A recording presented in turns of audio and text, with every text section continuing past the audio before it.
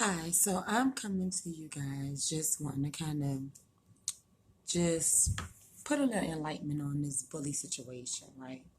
So I hear a lot of times people say, um, you know, the effect of bullying, how children are actually affected, how it's causing kids to actually turn into these monsters themselves, or also um, turning the pain inward and actually committing suicide and wanting to drop out of school and all these major things that actually take place to the person that's being bullied.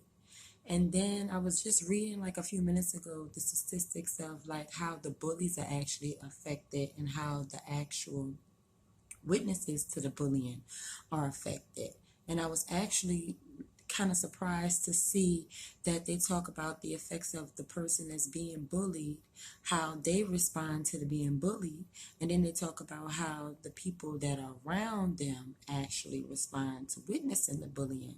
And then they were talking about how the bully him or herself actually is affected later on down the line by their actions with such things as increase of alcohol and drug abuse and um, possibly being a batterer to their own romantic partners or their own children, being an abuser physically to kids and so on and so forth.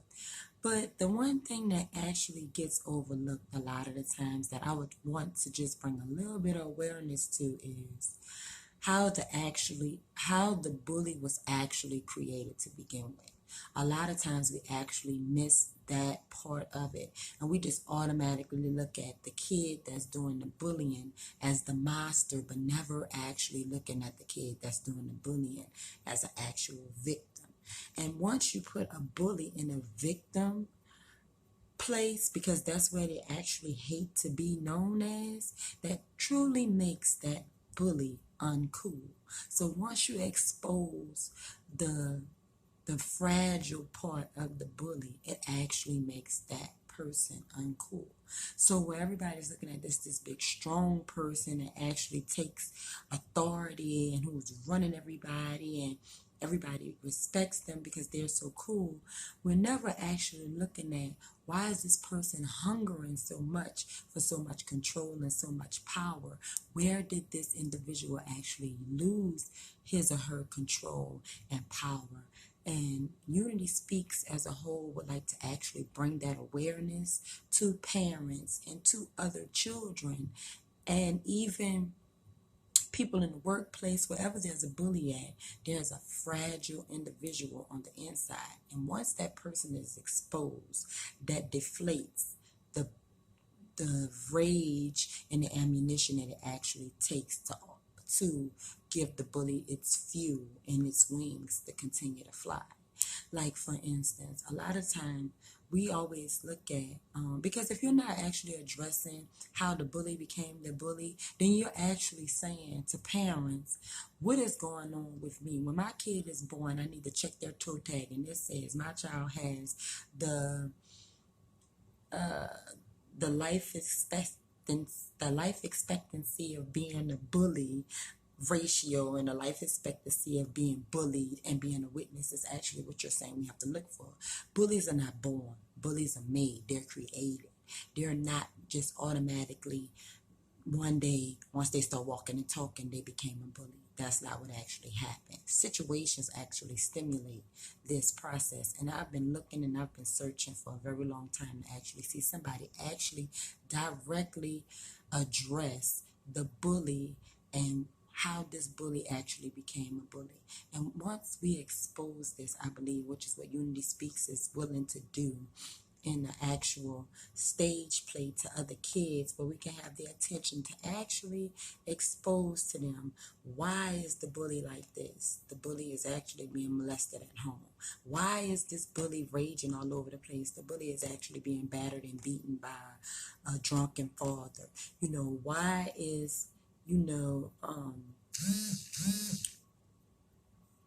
the bully subject to actually come to an environment and find that the weak, what they perceive to be the weak, to actually exude this enormous amount of frustration out on to actually feel like they're gaining some control.